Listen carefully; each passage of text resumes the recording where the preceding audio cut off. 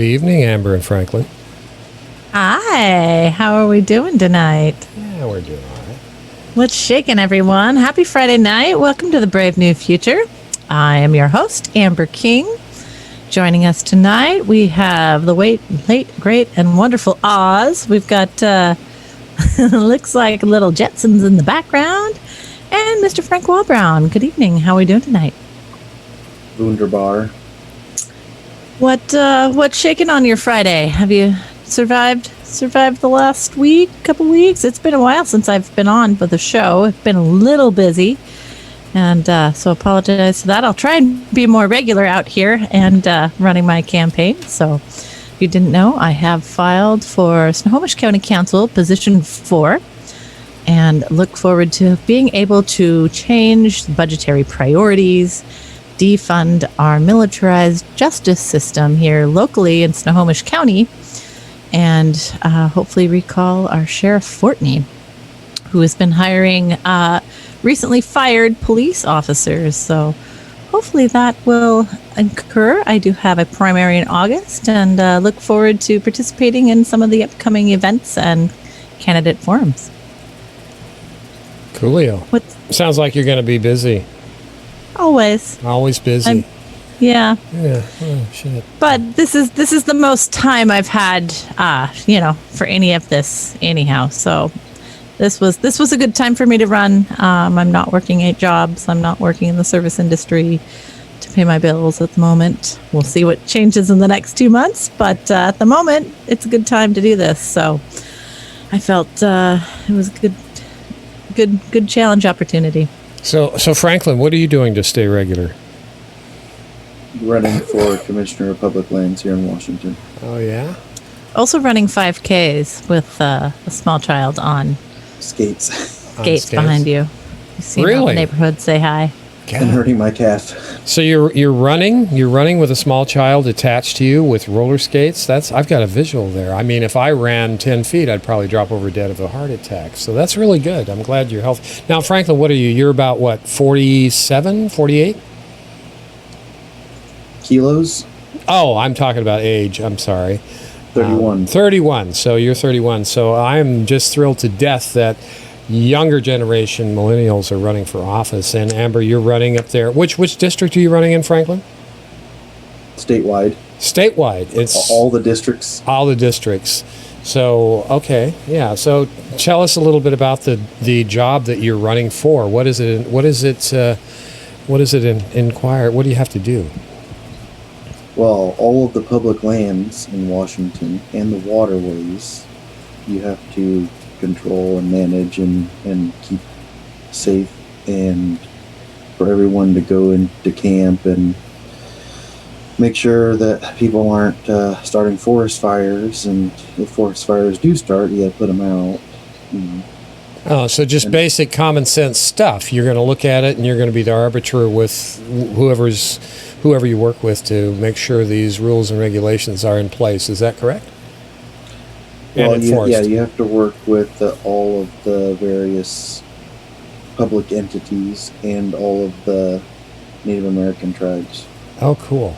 That sounds great. You're perfect for that. You're a very social guy, and you get down to business, and you get things worked out. So you got my vote. So if you're on my ballot, it's going to be Franklin Wallbrown, and that will be great. Anyway, Amber, what do we have cooking here tonight? Well, if you scroll on to slide 2, this is episode 4 of the Brand New Future. Our vision here, in case you forgot, since it's been a few months, is to spread positive photons in the universe. I am usually found near children, music, organic meals, as an activist, chef, coach, and organizer. Mayor of many hats. Today, we are going to talk a little bit. I wanted to focus on the chirons on CNN, some of the Navy firing on the USS Roosevelt, things happening in Bolivia that I find to be interesting. So maybe if we want to play that first clip on the chirons, we can go into that. Now we're going to go to the new development involving the coronavirus-stricken aircraft carrier. The acting Navy Secretary now walking back those comments he made to the crew about the ship's fired captain. Martha Raddatz has the latest. Or this one first. It is no secret how the crew of the Roosevelt felt about Captain Crozier being relieved of duty. These videos posted on social media by the crew just days ago make that clear, cheering in support of the captain who had written a letter pleading for help for the ship as coronavirus was spreading throughout. Then Monday, the man who fired Crozier, Thomas Modley, addressed the same crew, flying to Guam, only to have an audio recording made of his remarks over the public address system leaked to the military-focused media outlet Task and Purpose. Modley, on the tape, belittles Crozier. If he didn't think that information was going to get out into the public, then he was A, too naive or too stupid to be the commanding officer of a ship like this. That bleeped part at the end of the recording, what the blank? A crew member listening to the speech. You hear voices on the ship sounding disgusted with Modley's accusations throughout the recording, although Modley would not have heard them as he continued his speech. It was betrayal. And I can tell you one other thing. Because he did that, he put it in the public forum, and it's now become a big controversy. So think about that. When you cheer the man off the ship who exposed you to that. While Modley now says he apologizes to the crew and Crozier and his family for any pain his comments caused, he also took another swipe at the captain, saying he does think he sent that letter for help to draw public attention. Robin? So I not supposed to play that one? No. I mean, we'll go back to the next one. I just put them in the wrong order, so my bad. Okay. All right. So. Yeah, that's on the list. So how do we feel about this? You guys know about the USS Roosevelt that had the complete outbreak of COVID, and they were stuck in Guam. We're not able to dock anywhere. Everybody was getting sick, and they fired the commander for making statements to the media because nobody was paying attention to him. This was very early on, I believe late January, mid-February, and kind of blew up in Trump's face and all the administration, but I think also points to kind of a larger issue that's been happening with the military and the current administration, but also specifically ships in general. As you know, we've seen with the cruise ships, as we've seen with the military. And I know from personal experience, having grown up in a cruise ship town in Alaska, that it's very, very difficult to clean these spaces, whether it's the air, the food. If somebody gets a virus, like what we've often seen is norovirus, which I've had, I think, about 5 times, hospitalized several times with it, a couple times while pregnant, you can't get rid of it in that environment. The cleaners that they use are really unsanitary. You don't get enough, switching of the guard, so to speak. And now they've put 5G satellites in all these Navy ships, and they're also on the cruise ships. So you've got something else that's keeping your immune system very suppressed in this environment, along with, people are, not the Navy ships, but a cruise ship, people are usually drinking too much, eating, different foods than they would normally, and then you get an awful virus. So I don't know. What do you guys think about this? Is this, just status quo, making terrible remarks, not being sensitive to... I think sensitivity goes away with something that's killing ship members, doesn't it? I mean, who gives a shit about sensitivity? I'm backing the captain up 100% here, and I'm not that fond of military personnel that just do what they're told. This captain, however, he stepped out and he was trying to do something for his crew. So those crew members that were trashing him are crazy in my respect, because he did have the best interest in heart. I've always heard about, and I'm sure you both have, about go on a cruise, the food's great, the entertainment's fantastic, everything else. I've always looked at a cruise as kind of like a floating petri dish, because it is so boxed in and closed. And over the years, what have we had, like Legionnaire's disease and some kinds of really messed up food poisoning cases on these things in the first place. So yeah, I'm paranoid about going on a cruise, but overall, I wouldn't recommend it at this point in time. And now you do reference all the bailout money, the the CARES Act that's going to these cruise lines, which I think are just going to be floating ghost towns for a long time. So anyway, that's fine. No, I definitely think we're in for it. Travel wise, I've already seen the impacts throughout Alaska here. It's cruise season in Southeast Alaska and Alaska in general, and many businesses that relied on those ships and people on those ships have just decided to close for the summer. Yeah, and that's a domino effect on the economies themselves. Oh, yeah. I mean, what do? You take the risks, like I think Uncle Dumpty sat on the walls having a rally tomorrow, and I don't understand what's going on now. Where is this rally? And I'm not trying to digress, but these enclosed areas. Why would anybody at this point in time be doing things like this? I don't know. Just continuing the trend of not helping whistleblowers and belittling them and imprisoning them. And Well, for me, I'd have these ships somewhere opened up and get the crews off and get them aired out, at least, instead of being ever present and ready for World War 17. I mean, because the pandemic's killing people right and left. I don't understand, is it that there's some outfits out there that are calling this virus thing a hoax or what? What's going on? Well, I'm at a loss. Can you guys straighten me out? Yeah, I mean, I think that's a fair amount of it, and partially due to our government's blame, they haven't been forthcoming about almost everything in a trustworthy manner that would allow people to actually believe what they're saying and take it to heart. I know they did eventually bring the Roosevelt in here to Bremerton, and there was still cases ongoing in the community. There was people in the shipyard working in Bremerton who were fired for speaking out as well. So it's more systemic just in general, that these are floating petri dishes and they can't just offload 2,000 crew members somewhere. But the bigger picture is, we're already putting them on a nuclear submarine to begin with. Like the safety kind of left that dock when they decided to power them with nuclear, reactors. So it's one of those situations where it's, they just really don't care about the state of, I don't believe, the people in the military. It's more about the show. Could this be a culling of the herd moment? I know it speaks of conspiracy, but the amount of people that are dying now, we've doubled the amount we've lost in the Vietnam War now, right? As far as to COVID. Yeah, and that's not, it's not surprising to me. It's actually far less than I expected it to be.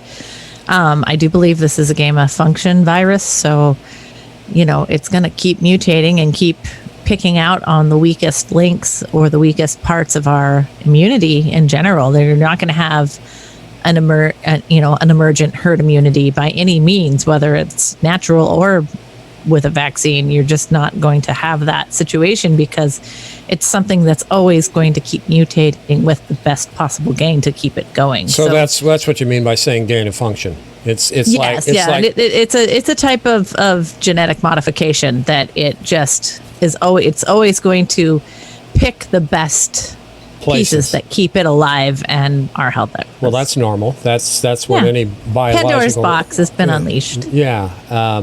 And we're seeing these spikes across the country. I mean, Washington State got really hot over in Yakima and some of the other places, and I haven't been following the other parts of the country, but with stunts like Donnie's doing with this thing tomorrow, I'm just wondering, how long do you think it will take to show the effects of the virus expanding in that group of people? And I know it's going to be dictated by how many people are there and where they're from, and they branch out. But I heard people were parked waiting in line last Monday to get into this thing.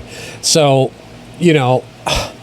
are we going to see some figures, some analytics? And when do you think we would be seeing those analytics? Is it going to take weeks, months, what?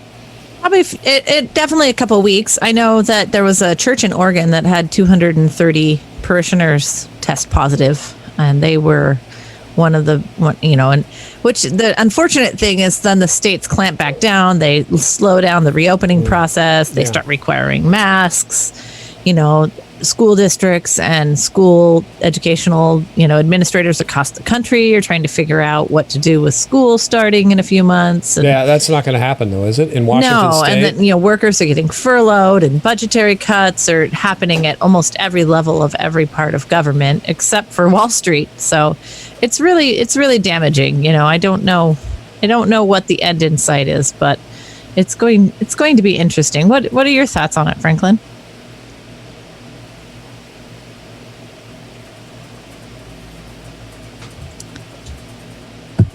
Yeah, I mean, we have a big issue, and the budget shortfall that we have should not be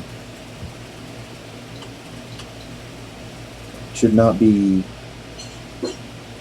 not make up for that by furloughing people or firing people or cutting the education of people, and it's going to be a bigger problem once people can't start paying. I mean, there are already people who can't pay their rent, and it's going to be an even bigger problem when you have people, more affluent individuals, who can't pay their rent because they're furloughed. Yeah, especially, it's always the lowest of the low workers in all sectors that are going to get furloughed first or not be quite as essential. And, then it becomes down to who does get to stay and what does that job entail and how effective it is and in being able to rebuild something that's not working in the first place. It's going to be really telling that over the next couple months on how we hopefully reprioritize our systems, because that's what really needs to happen. Do you guys think that they will lock down again on a national level? Do you think they're going to be forced to, or are they going to go with what Trump said the other day? We're not going to lock it down again. Hard to say. It could go either way, honestly. Okay. I don't think they'll go complete lockdown because I don't think people will follow suit anymore, if that makes sense. Yeah. I think there'd just be straight up. So it's going to be bread, circuses, and football. That's what's important, right? Okay. Yeah. Oh, yeah. That's we need a fall distraction. Okay. Just checking. Yeah. Do you want to play the next clip? And which one am I? Is it 4 or is it slide 6? Good question. I'm not looking at it. The coup unfolding and is that it right there? Coup unfolding? Yeah. Okay, that's it. Okay, I'm just checking. Let's see if I can get it to kick started here. Last November, former Bolivian President Evo Morales was forced out of the country due to allegations of voting fraud during his 4th presidential election. The basis for those claims came from a report done by the Organization of American States, which cited widespread deliberate election fraud. Now, as friend of the show, Glenn Greenwald writes, it turns out the report was more concerning than the election results. And Glenn is the co-founding editor of The Intercept, and he joins us now to discuss the report along with those who embraced it as a reason to remove Morales. Great to see you, Glenn. Good to see you, Glenn. Good to be with you guys. Mm-hmm. Could you just take everybody through this story for folks who haven't been following it closely? Yeah, I think it's important to take a step back just quickly about the Morales presidency. He was elected in 2005, became president in 2006, and at the time, Bolivia was a really struggling political framework. They had barely any stability. They had, in the year before he was elected, 3 different presidents just in 1 year. And he really stabilized the country. And even though he was kind of a socialist and center-left candidate, he quickly started mounting up successes, even from the perspective of people like The Economist and the World Bank. There was economic growth in Bolivia. He was distributing equitably, but not radically. It was really an amazing success story. He was incredibly popular, the first indigenous president from a country that has a majority indigenous population. And his popularity was so great that when he went to go run for a 3rd term, they tried to impose term limits on him. And then the 4th term that he tried to seek in 2019 was kind of controversial because he had become increasingly hostile to the United States, to ideologies of neoliberalism, to international institutions interfering in Bolivia. And so there was a lot of controversy, but he was clearly still the most popular candidate. He won the election in October of 2019. under Bolivian law, you have to win by 10 points, by 10 percentage points over your next nearest competitor in order to avoid a runoff. And the election board certified 2 days after the election that he had just gotten above the 10% threshold. And that was when the right wing of Bolivia, which is this white Christian reactionary, pretty aggressive faction, started claiming voter fraud. The Organization of American States swept in, did a very preliminary audit, issued a report on November 10th, finding that there was deliberate voter fraud, that the election was essentially not fair, and the military and the police joined together with the support of the United States to tell him, look, you better leave Bolivia or we can no longer guarantee your safety, and he fled to Mexico where he got asylum. Insane. Okay, so, and then after that, what has now come out is additional reporting, I believe, by the New York Times. This is what kind of sparked this segment about a week ago, saying that in a bitter election accusations of fraud, there are now second thoughts, and that a close look at the election data suggests that the initial analysis by OAS, which raised questions, was flawed. And Glenn, then the Organization of American States fired back in a new kind of trying to go point by point against this report, saying that, oh no, all of this is actually false. So what do we make now of the most recent developments of what we know about the actual OAS data itself? Well, so again, we need to put a little context on that because the OAS has long been viewed in Latin America as a tool of the United States. The United States devotes, I think it's something like 70% of the overall OAS budget. It's a tool used to serve U.S. interest in Latin America to make sure that the governments in Latin America are friendly to the U.S. Bolivia has a ton of lithium, for which China and the U.S. are currently... Lithium. So is that where... Hello, everyone. We have a battery addiction. Yeah, that must be it. We got to keep those smartphones rolling. Is that where you wanted me to cut it, guys? Yeah. Okay. Close enough, yeah. All right. That's one of my problems. That's one of the things that I'm really worried about with our renewable energy is that, where are we getting our precious metals and other rare earth metals from, and how much energy is put into getting those things, and then what happens if those batteries go dead? What are we going to do with them? Are we going to recycle them? Like, how much energy is going to be put into that? So I know that we don't really have a renewable energy problem, but more of a energy storage problem. So can you go without your smartphone, Franklin?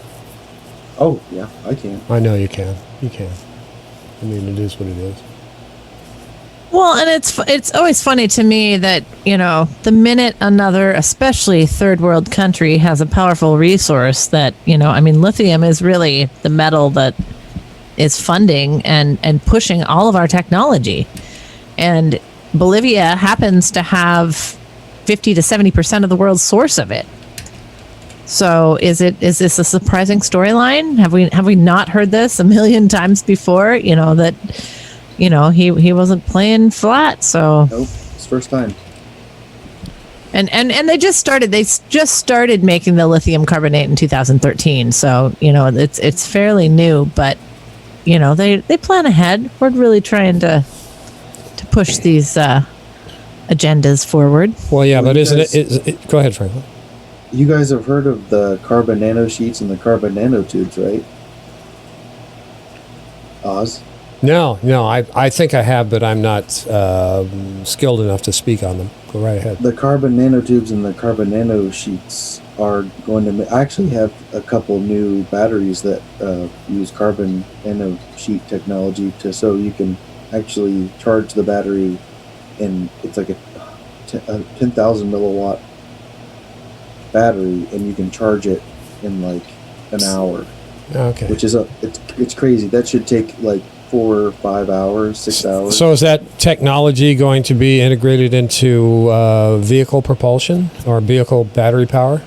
Oh yeah. Yeah. So that's one of the things is like with battery vehicles, mm-hmm. If you're driving around and you need a recharge, it takes forever. Yeah. And with carbon, it makes it to where the heat is more evenly distributed, and it doesn't heat up and kill everything. Okay. So this is another case with Bolivia, as in the same with Afghanistan. They're rich with the minerals, the lithium, and everything that we need. So we want to go to war or put a puppet in power like the Shah of Iran and just take all their shit and screw you and everything else. That's what we're doing, because the United States is the world terrorist organization #1, isn't it? Oh, FBI definitely. And CIA. Yeah. So, yeah. I mean, this is just more like banana war, Spanish colonialism that has been going on for 500 years. It's complete enslavement and cultural expungement that, has been going on and on and on. The two major indigenous populations, the Quechua and the Amara, they're lower castes in society. Even they aren't getting these jobs, only if you're a, conquistador, half white, Yeah. new person do you get a job that you're going to get you out of poverty. But You guys have it all wrong. We're expatriating these resources. sorry, I forgot. When are the American people going to figure out that they're going to be on the food chain as far as the quality of life and living standard next? When's that going to happen? We've been on the food chain since before 19. No, but we're living in luxury compared to these countries that we're destroying. Yes. So, and we're just taking it for granted. A lot of us are. I'm not, because I'm at the end of my life cycle. But I can kind of see what's been going on and where it's going to go, and it doesn't look like a pretty sight for. People are going to say, what the hell's going on? So I'm wondering when that's going to happen. Is it going to take a combination of pandemics and climate disaster and ocean acidification and earthquakes to get everybody there, or what? To break the propaganda, yes. That's what it's going to take. Frantic fear. Another kind of fear that's what we're responsive to. That's how we respond to everything, fear. So we're afraid of the boogeyman right now. Respond to. Yeah. Okay. So fear. So, okay. Thanks. I'm learning a lot. And I love it that the propaganda, specifically from our government, is like, oh no, that's not the reason. Yeah, no, this has nothing to do with the United Fruit Company. This, in the United States, have a kinder, gentler machine gun hand. Okay, I'm just checking. There was such a thing as banana wars at one point that I think would kind of be linked to this. So. Yeah, and I'm not sitting here preaching to the choir, but it's like I'm just curious as to when the shit's really going to hit the fan, because I feel like it's been hitting the fan for the last 6 months in a way that we've never seen before. Correct. You can draw parallels with Occupy Wall Street, right? However, the difference now than with then is that the government was a bit reactionary with Occupy Wall Street, because that occupying force was never there before. The occupying protest was never there. So then Obama got rid of habeas corpus. Bingo. And boom. Yeah. Show me the body. There was also, right before Morales was ousted, there was a contract signed with a Chinese firm for the lithium mining, and that's what I believe really sparked the Is that Huawei? Our DC fear mongers to act now. Is that firm, was that Huawei? No, Huawei. That's a different issue, right? Because they've been persecuting Huawei and they've been causing some pretty big problems. Let me see if I can find the name of it. I don't know the name of the company. Yeah. I just know that it was a Chinese firm. Yeah, I know that Huawei thing is, people have been saying World War III, and I'm thinking, what the hell happened this week? What did we do? So they've taken Huawei executives and basically held them hostage, and I just don't know how this stuff strings together, and it's making me crazy because I got a little brain and I can only follow so many things a day. So this is the Yinjiang TBEA group and the Centimos de Litio Boliviano firms. So is that the group, or are they the ones that are exasperating the idea of getting off the petrodollar? Are they screaming about that, or does that have anything to do with this at all? Because I know China, Russia, Ukraine, and some of these other countries are threatening to go off the petrodollar, which is suicide in my opinion, but that could be. This was strategically just for the lithium deposits. This was let's see. Xinjiang TBEA beat 6 rivals and also sought to partner with Bolivia on Coipasa and Pasto Grenades, including ACI, Uranium One, and the Irish company Clontarf Energy. Okay. So China is the biggest consumer of lithium because they're buying and making our batteries. Yeah, and they are having a standard of living peak right now. Their middle class is doing quite well, from what I understand, which I don't begrudge them that at all, but I think that's making people or the corporate oligarchy nervous in this country, because we're going to see this happening, as we do with national health care, universal health care in these countries. And they're going to say, they're going to want this. We've got to call them, they're terrorist nations and replace these puppets. So that's how I'm looking at it. Am I wrong, or am I close, or what? No, not at all. Okay, just checking. So if we on slide 4 is our original, if we're wrapping this up, our original conversation starter about the Chirons on CNN and is our this favorite president. This is the Chirons with Trumpty Dumpty. Okay.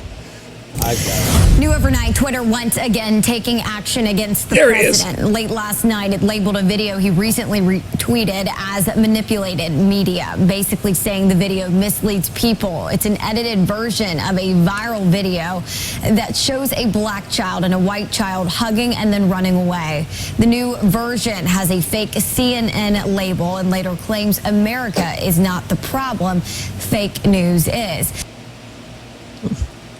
Isn't that great?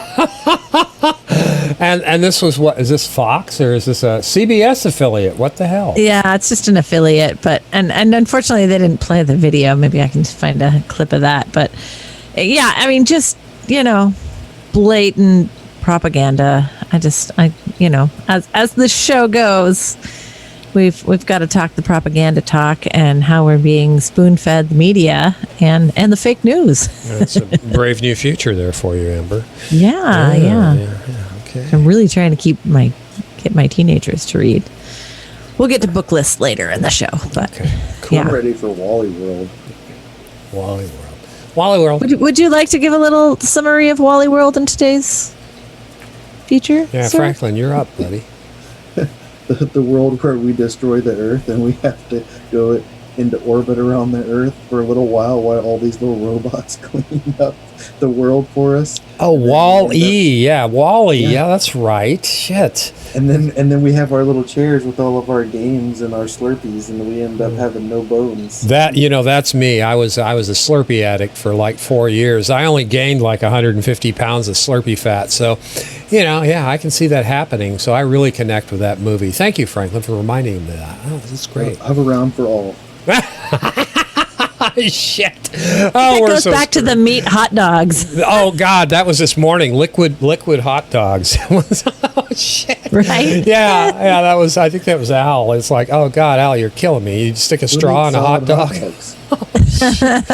Yeah, that's we had space food sticks back in the 70s. I don't know what the hell they were made of. I just need the Tang and the hot dog flavored water. Oh, that's great. Yeah, that's brain food, right? Yeah. That reminds me of being in Bristol Bay. Speaking, shout out to my father up in Bristol Bay right now. Happy Father's Day, and all the fathers up there that are missing time. When I was in Bristol Bay and spending my summers up there was a thing that they used for frosting, cake frosting, and it was Crisco and Tang, baby. Oh, Talking about an Alaskan treat. And when you ran out of cake, you could just throw it on some pilot bread. And then at the end of the season, when you had just like that little crunchy bit left in the Tang container, oh shit, you could use that to scrub any like fishy smell or scales that were stuck to anything. It was fantastic. Did it come in a little jar and did it say goop on the side of it? You ate that shit too? The orange stuff, that orange cleaner? Is that what that is? No, that was usually gone by a couple weeks into the season. Oh, okay. You know what I'm talking about. I mean, yeah. Yeah, I mean, that stuff was summertime's rancid. like maintenance time. I was always on the big crab boat, so that was, I spent hours needle gunning and, painting and. Oh, that's right, Amber. You're one of the deadliest catch people. These guys probably didn't know that. Yeah, Amber was one of the deadliest catch, and she lived.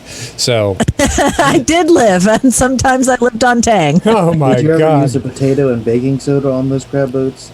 I didn't. hell? But it's very similar. We cleaned some rust off some glass today, and it was baking soda and potato. By the way, That works. that was our Karen cleaning tip of the day. Oh my God! And but the tang is absolutely fantastic. In fact, I still have herring scales on some of my boots that are 20 years old, and the scales are going nowhere, baby. Well, so what the hell's in tang? Is it like sugar and what? Sugar and Citric acid and sugar. Okay. Yeah, preservatives, probably some sodium benzenate, but it's just like it gets any amount of, eventually you get some, being on these small boats, you get some, or I wasn't on a small boat, but most of the fishing boats there are very small. All right. And you got barely enough for a room for a bunk, and you got 4 stinky guys on there. Okay, so tell me, there's plenty of ladies. You guys would know this then. So what did you use the Carnation Instant Breakfast for? Lubricant?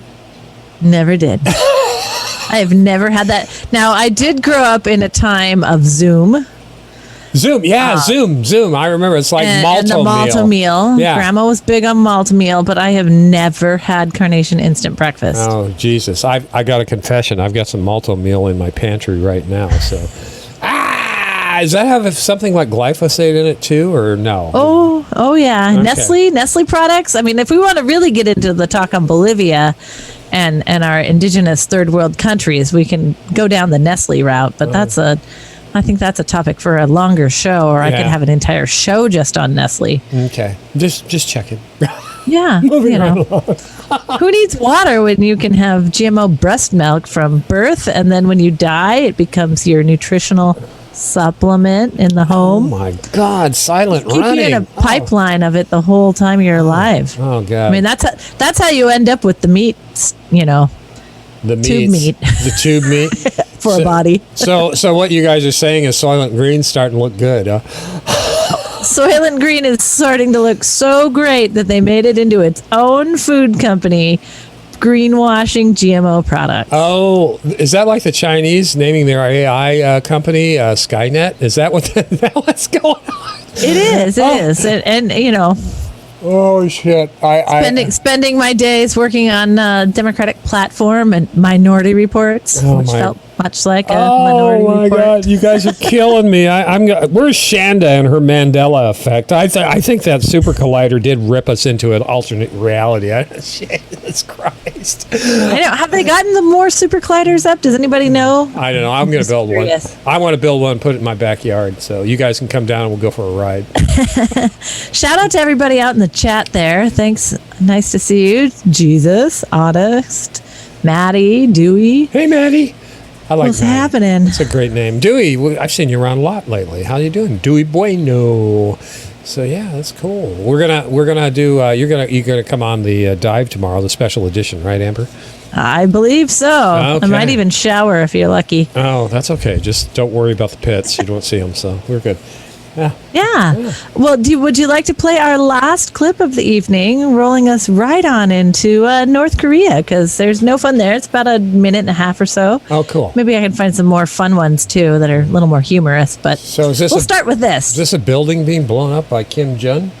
Yeah. Oh, okay, cool. Well, North Korea is threatening to send troops to demilitarize zones along the border with South Korea as tensions rise between the two countries. And this is coming, of course, just a day after Pyongyang blew up a liaison office, often used for official meetings between both of those countries. Remy Inocencio has the latest.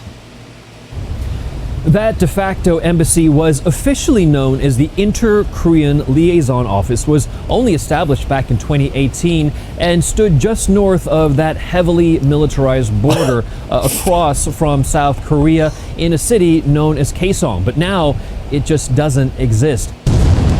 North Korean state media released these images of the demolition in a now you see it standing, now you don't kind of event. And that's not the end of it.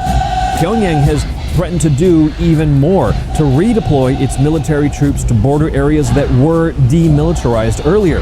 That includes rebuilding guard posts and restarting military exercises near the border. All of this would reverse agreements from 2018 aimed at lowering tensions. Now, it's interesting and important to note that Kim Yo-jong, that's Kim Jong-un's younger sister, has been taking the lead on this. After her brother disappeared for 3 weeks earlier this year, there were rumblings that she might be his successor. Ultimately, experts see this as Pyongyang's attempt to try to extract concessions from Seoul as well as Washington. Its economy has already been slammed by sanctions and possibly even more so by the coronavirus pandemic. Ramy Inocencio. I'm just curious, did they use the World Trade Center guys to demolition those buildings or what? I believe they're for hire. I don't know what the hell's going on. I mean, what was the point? Did Kim Jong just get up on the wrong side of the bed and say, blow that fucking place up? I'm mad? What? Yeah, I think so. I mean, they shared some, firing at each other. Oh, when was that? Like a couple weeks ago, I believe. Oh, they were firing across the DMZ zone. So, just ramping it up. It's COVID time. Nothing shows power like some good blowing up buildings. Blowing up shit. Okay. That's what I do. Yeah. To show power. Blow up buildings. Jesus. I don't even get that. I mean, why destroy... Was that in North Korea? I'm sorry, or was it? Yeah, no, it was right on the border, though. It was actually their joint liaison office with the South, so that if there was going to have a meeting of North and South, they would have done it in that building. Well, what are they going to do now when they need to have a meeting? Have a picnic somewhere or what? Twitter is available for all international relations now. I think it's been completely normalized. Mm-hmm. Oh, okay. All right. Zoom? Well, just Zoom bomb them. Yeah, we don't need the meeting spaces anymore, so we'll just get rid of the... Well, maybe they save some money, no electric bills or any of that infrastructure costs that way. So, I don't know. I don't know what the hell's... Yeah, hard to say. I don't know. It's just a bizarre time. I don't understand the relationship with the sister. If she's really his sister. Yeah, it looks kind of weird. She's got that look. I think there was a movie back in the day that that she was in, but she looks like that lady. But it would have to do with brothels and things like that. So, I don't know. Sounds exciting. Yeah. Oh yeah. Oh, and here's a good clip I'll share to you too. Where is that going? I'm going to put it right where this one was. Oh, wow. Magic. Screen magic on time. Available for editing. So you are... trending in Washington on Twitter. Looks like they're kicking out people for wearing BLM face masks. That's great. Oh, thanks, Bezos. God, he's a helper. So he's got face masks for sale? Is that slide... No, you can't go in there if you're wearing a Black Lives Matter face mask, apparently. Is that slide 7, or did you make another slide? And I lost the deck. One sec. It's okay. Hey, Human, what's going on? Human, we're carrying signs now. I hear NYPD costs more than North Korea spends on their war machine. I heard that they have a hell of a budget, too. Somebody was throwing around a figure of $300,000 this morning. Was that you, Amber? For... NYPD, some of the jobs that the NYPD Oh, no, that was Seattle Police Department. Oh, that's Seattle Police. Okay, I wouldn't Yeah, they're some of the highest paid in the country. So $300,000, is that's per officer, or just is that... Yeah, that's like your salary. No way. 300 grand? Yeah. No, that's impossible. How do you do that? Yeah. Oh, never mind. You put all the money into your law enforcement offices and starve all the other programs. Okay, I get it. 300 grand.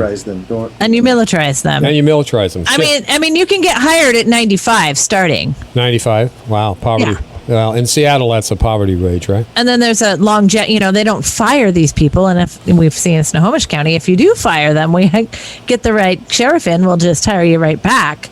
But your step one is annual salary in Seattle of $83,000, which honestly is barely enough to survive on. Yeah, in Seattle, yeah. If you're there for 54 months, you're making 110 grand.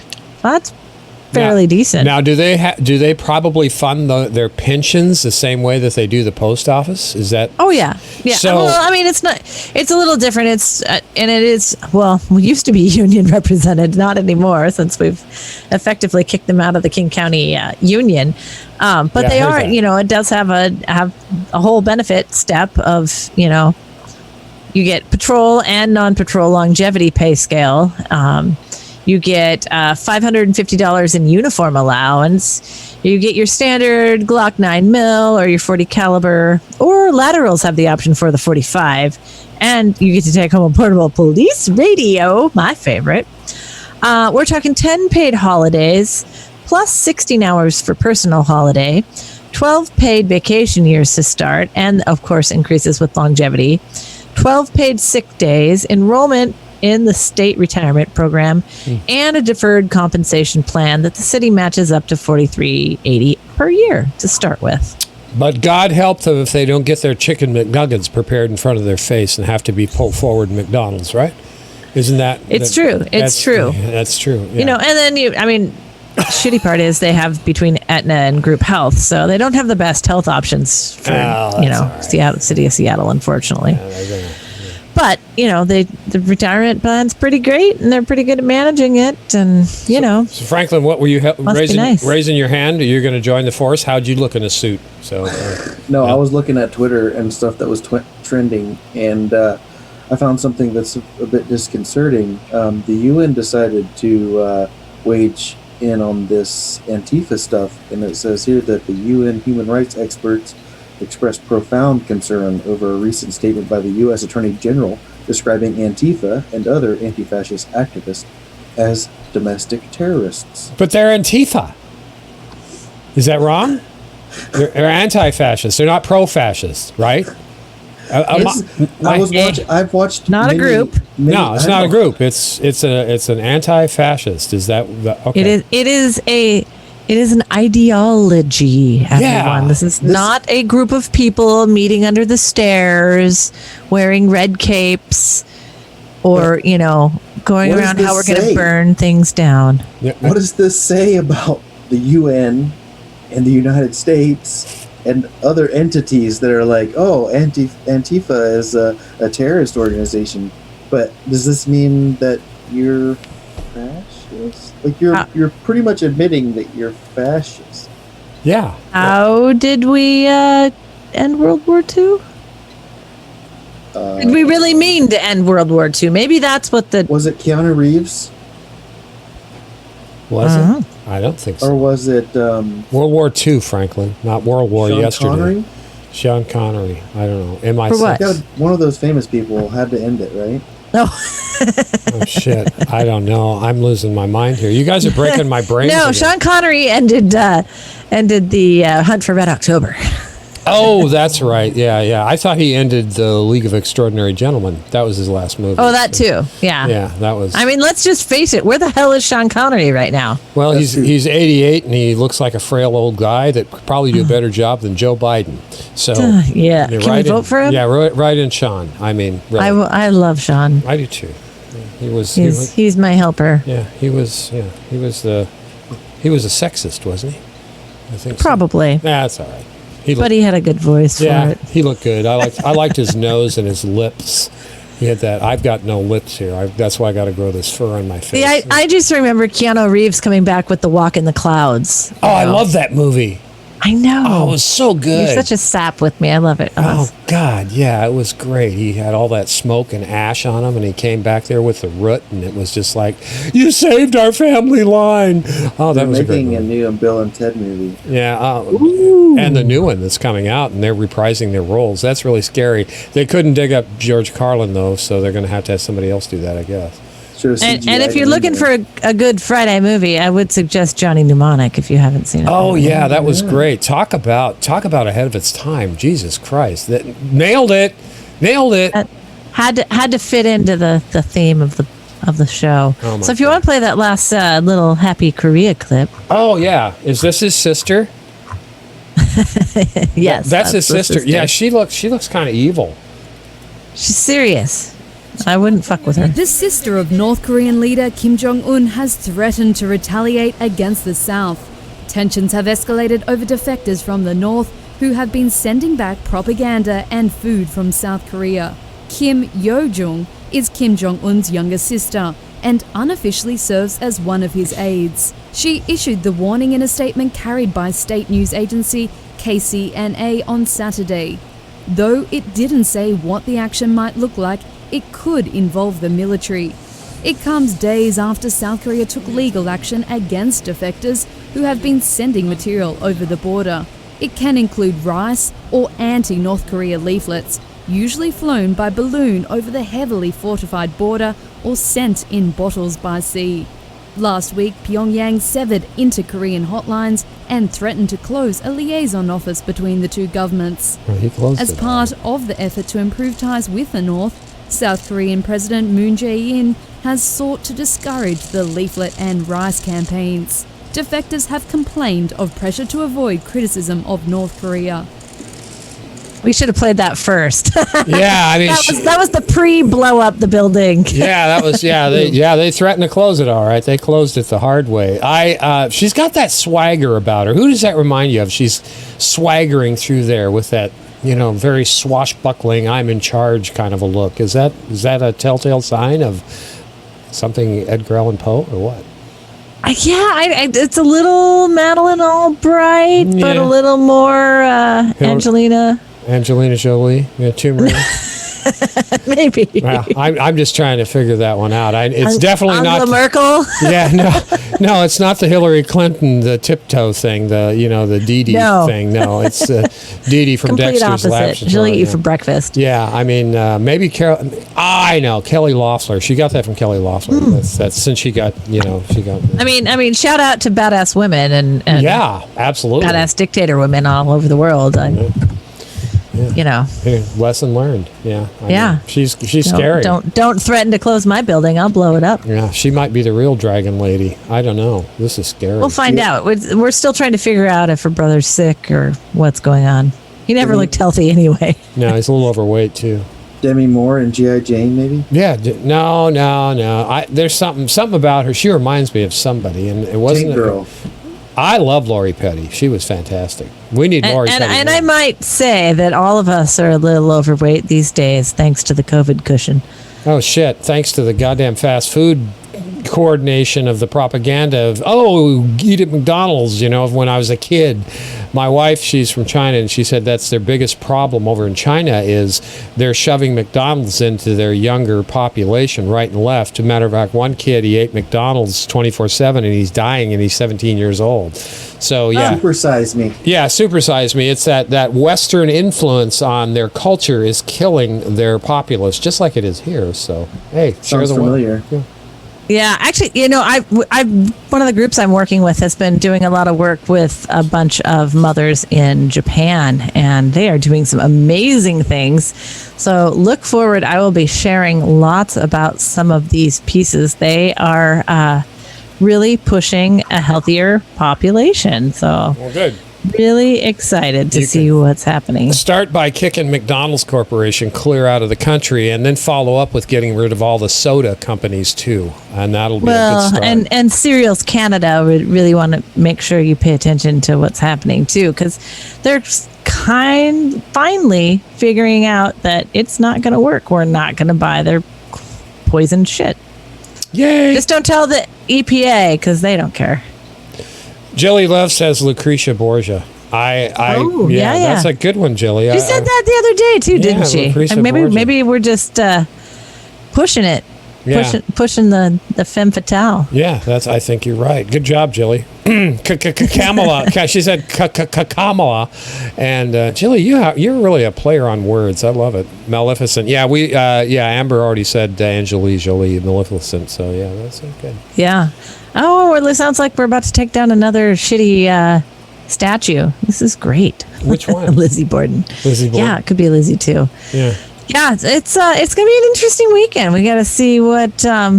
What are they taking down? everybody's- They're taking down what? The Well, they took down a statue in Portland last night. It sounds like they're Human Love Solidarity, updated name, nice. Said a crowd is gathered outside the DC Police headquarters where the statue of Brigadier General Albert Pike tied up. He was going somewhere. We better tie his ass up. Oh, shit. So. But I mean, and that's all these. We have all these things in our countries that have not stood for what they said. I don't know if you guys saw that. How many of you heard that George Washington's teeth were made of wood? Like, I'm pretty damn sure that was the first thing I ever was told. Yeah, we were talking about that yesterday, and they're made out of like depleted uranium and anything they can find, right? No, they were stolen from slaves. Yeah, absolutely. That's slave teeth. Yeah, they did that. The writing of history belongs to the victors of war. Is that what it is? Yeah. Okay. So that's what happens. And Columbus Day. Really, Lewis and Clark. Are you kidding me? So really, I really appreciate the introspective we get in the show and other shows. So keep it up, guys. Thanks. What is it? Those who control the present control the past, and those who control the past control the future. Yeah. Well, I think they're running out of rope on that future real quick. I wanted to do a quick shout out about the EMP attacks, solar attacks, and some dust storms that are going to be happening. Let alone, we've got the retrograde, we've got the eclipse, we've got solstice all happening this weekend, and then we've got these massive storms coming out of West Africa that are going to wreak havoc along with solar storms. So if you're wondering why things keep dropping down, maybe a sign of things to come, and it could be continuing to roll blackouts. You mean on top of the distributed denial of service attacks on all of our big companies like Verizon? Oh yeah. We're not paying that service for that. Shh. Yes, on top of all that, and then they can claim this on top of it. So, it's going to be really interesting in the next few weeks. Buckle up, stay vigilant. Stay savvy. Stay connected. We do have some good books. I just wanted to mention, as we're running out of time here, that we've got some great books that I would recommend for summer reading. I didn't make a slide for them, but they'll be in the rundown.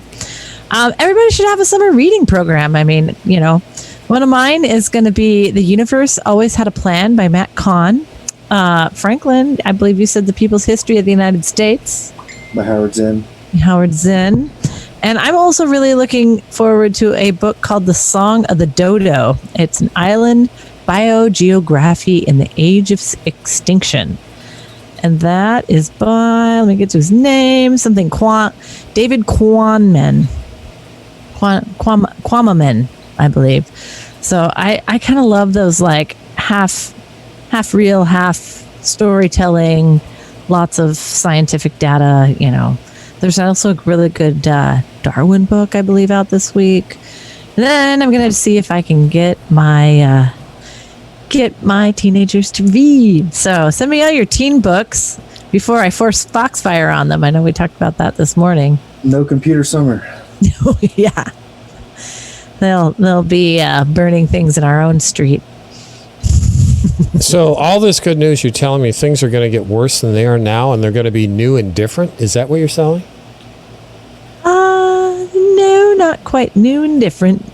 Just the usual. Well, aren't you this dust storm that's coming across the ocean? That's kind of new, isn't it? What does that do? Happens. I mean, that's how we ended up with the Caribbean. These things happen. They just don't usually happen in cloud cover in the middle of June. Oh, okay. It's kind of like the western. Think of Western forest fires. These are eastern dust storms. So they do happen regularly, but they will continue to get worse and be more impactful on the world as we continue to degrade our planet. Okay, I just didn't know if we were going to be able to breathe or not next week. So we'll be okay up here. Our friends in the Southwest, Florida through Texas, up through the Midwest may not be so much. They'll be happy to have a mask, or if they don't have a mask, they might actually think about wearing one. Wow. What a brave new future. This I is know. great. I know. So, thank you everyone for joining in tonight, and I will try and make it a little more happy. And got some new books. Thank you, Human. I'm going to copy these and check them out and get them in our next show. Make sure we have those. But everybody, stay safe out there. Stay connected.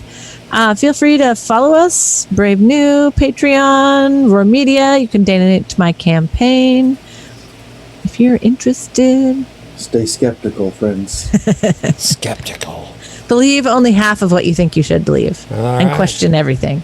Okay, Daily Dive tomorrow, 10 a.m. Amber's going to be there with Shanda, and I'm going to be pulling their strings, I think. And we'll have, the activist brunch on Sunday on Rockford Premium. So join us over there as well. There you go. Okay. We're going to start putting more on Premium, so these might just become little clippets, and then we'll have the real show over there. Yeah, figure out a way to get some coin out of you guys to help us keep the lights on. Anyway, have a great one. Thank you, Amber. Thank you, Franklin. It was great. Happy Friday. Happy Friday.